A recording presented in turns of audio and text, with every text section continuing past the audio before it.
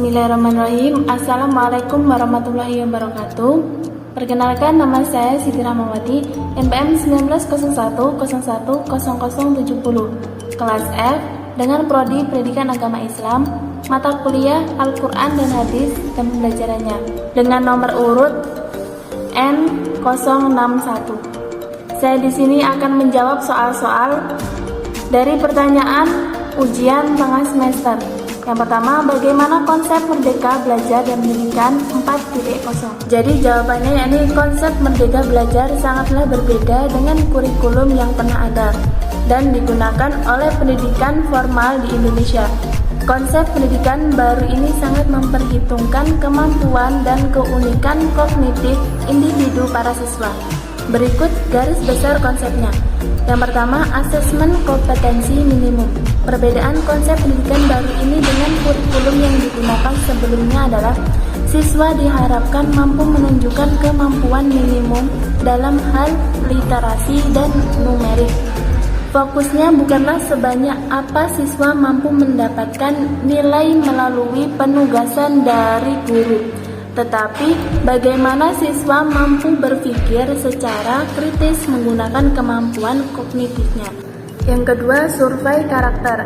Cukup melegakan bahwa pada akhirnya pemerintah mengakui pendidikan di Indonesia adalah investasi yang mahal. Sebab setiap daerah memiliki keunikan manusia yang berbeda-beda dan tidak mungkin dipaksa untuk menerapkan satu sistem dengan indikator tetap. Pada konsep survei karakter, pemerintah akan menilai secara menyeluruh terkait kualitas pendidikan di sekolah. Bukan hanya tentang hasil belajar, tetapi juga ekosistem dan infrastruktur pendidikan yang tersedia. Yang ketiga, perluasan penilaian hasil belajar. Satu hal paling menarik dalam konsep Merdeka Belajar ini adalah adanya perluasan penilaian hasil belajar siswa yang tadinya hanya dari nilai ujian nasional menjadi penugasan dan portofolio. Yang keempat, pemerataan kualitas pendidikan hingga ke 3D. Merdeka Belajar juga dapat diartikan keadilan terhadap akses pendidikan yang setara bagi seluruh siswa di Indonesia.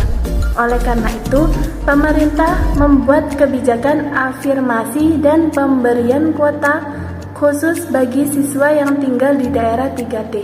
Pengembangan pola pikir. Konsep pendidikan Merdeka Belajar memiliki fokus pada pengembangan kemampuan kognitif siswa. Artinya, siswa akan ditantang untuk mampu berpikir kritis dengan analisis yang baik. Yang selanjutnya, inovasi di tingkat pendidikan. Salah satu pokok dari konsep pendidikan baru ini adalah membuat siswa mampu mengembangkan minat dan bakatnya di sekolah. Oleh karena itu, pemerintah menghapus penilaian melalui UN dan penggantinya menjadi penugasan dan portofolio. Kemudian, meningkatkan kecerdasan siswa. Tahukah Anda berapa ranking PISA Indonesia tahun 2019? 74, atau urutan 6 terbawah dari 79 negara yang disurvei. Dari data tersebut saja, kita bisa menggambarkan betapa rendahnya kemampuan kognitif atau kecerdasan anak-anak Indonesia. Dalam kurikulum pendidikan 4.0, pemerintahan telah merancang standar khusus agar siswa Indonesia semakin terlatih kemampuan kognitifnya dan semakin mampu menyelesaikan masalah dengan baik. Apa rancangan perencanaan pembelajaran Al-Quran, Hadis, dan pembelajarannya yang Anda miliki dalam menyambut era pendidikan 4.0 ini? Jadi jawabannya, pendidikan Islam dapat dikategorikan dalam dua sisi, yaitu sebagai sistem yang tertutup berdasarkan prinsip dasar yang sudah baku, sesuai dengan Al-Quran dan Hadis. Pendidikan Islam harus selalu dikembangkan mengikuti kemajuan zaman agar tidak tertinggal, namun dengan syarat tidak boleh bertentangan dengan ajaran Islam yang bersumber dari Al-Quran dan Hadis. Rancangan perencanaan sistem pendidikan Islam yang sesuai dengan era 4.0 meliputi yang pertama adalah input. Dalam hal ini tidak ada yang merubah karena input merupakan individu dengan berbagai potensi dasar yang perlu dikembangkan. Yang kedua adalah proses. Dalam hal ini, proses tidak hanya sebagai transfer pengetahuan, karakter maupun pengembangan keterampilan. Di dalam proses juga harus bisa memberikan jawaban atas kebutuhan manusia di era sekarang. Maksudnya, sebelum peserta didik menerima pembelajaran dari seorang pendidik, maka pendidik harus terlebih dahulu memahami kebutuhan peserta didik. Pendidik harus cerdas dalam menyampaikan materi. Jangan sampai materi yang disampaikan tidak sesuai dengan kebutuhan peserta didik pada era sekarang. Yang ketiga adalah output. Tidak serta-merta tujuan pendidikan Islam adalah mencapai kebahagiaan di akhirat semata, tetapi juga memiliki tujuan untuk mencapai kehidupan yang layak. Bagaimana strategi pembelajaran Al-Quran dan Hadis dan pembelajarannya dalam menghadapi tantangan era pendidikan 4.0? Jadi jawabannya, era revolusi industri mengedepankan teknologi dan alat yang mengiringinya telah memposisikan guru harus menggunakan strategi-strategi pembelajaran yang relevan dengan era revolusi 4.0 agar pembelajaran pendidikan agama Islam menjadi lebih efektif dan bervariasi. Penggunaan strategi pembelajaran Al-Quran, Hadis, dan pembelajarannya harus disesuaikan dengan karakteristik peserta didiknya. Antara lain, guru memberikan strategi pembelajaran yang memadukan sistem pendidikan tradisional dan modern. Guru membagi pertemuan pembelajaran menjadi dua kelompok, yaitu 80% menggunakan sistem tradisional dan 20% menggunakan sistem online. Kemudian, peserta didik diberikan tugas untuk menyelesaikan suatu permasalahan dengan cara solusi di web yang berisi konten pendidikan agama Islam yang sudah terpercaya kebenarannya. Kemudian, dalam pengumpulan tugas, peserta didik mengirimkan tugasnya melalui email. Selanjutnya, guru mengajar dengan istilah untuk mengganti pembelajaran yang menggunakan Word atau data kata-kata sebagai konten melalui teknologi komputer.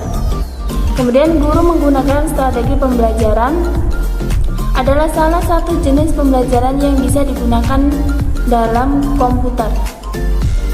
Kemudian guru melakukan pembelajaran dengan sistem online, yaitu dengan memantau aktivitas dan memberikan arahan kegiatan positif peserta didik di sosial media, sehingga peserta didik dapat merasakan manfaat positif dari kemajuan teknologi yang begitu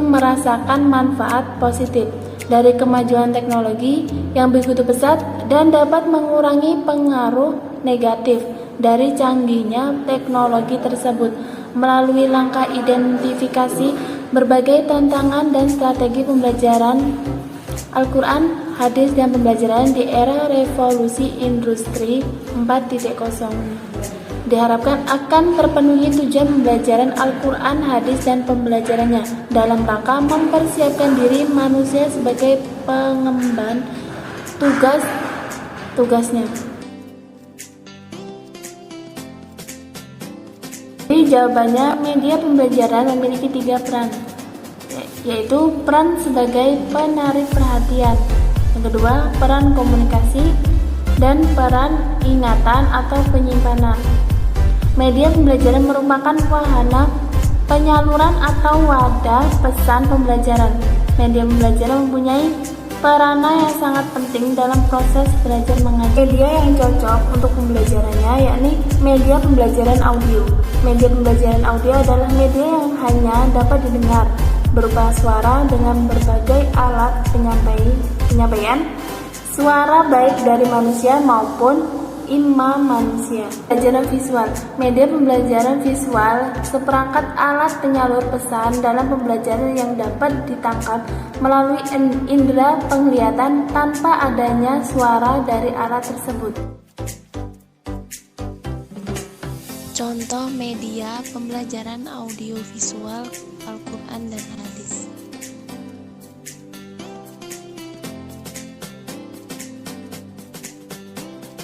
apa pendapat Anda yang tentunya didukung dari berbagai teori yang kuat terkait evaluasi pembelajaran Al-Quran, hadis, dan pembelajarannya dalam suasana yang berdampingan dengan COVID-19? Jadi jawabannya, melalui evaluasi guru dapat mengetahui sejauh mana keberhasilan ataupun kegagalan kegiatan yang diselenggarakan, sehingga guru dapat menentukan tindakan selanjutnya ke arah yang lebih jelas. Pembelajaran daring saat ini dijadikan solusi dalam era pandemi COVID-19.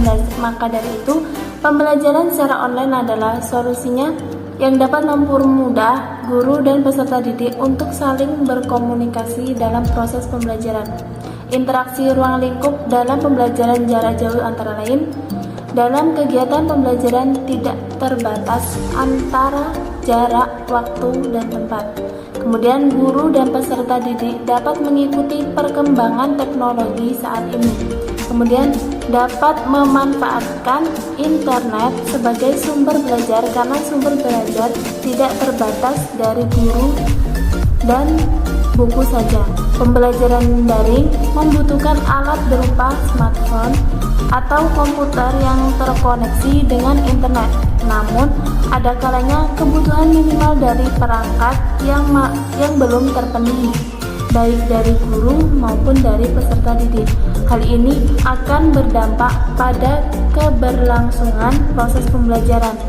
Kendala hambatan dalam pembelajaran daring yaitu sulitnya akses jaring internet.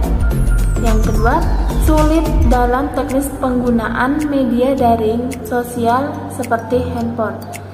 Siswa merasa sulit belajar mandiri dalam memahami materi yang dapat pembelajaran daring. Maka dari itu, perlu diadakannya evaluasi dalam pembelajaran daring untuk mengetahui kesulitan atau kendala serta kemudahan dalam pembelajaran daring.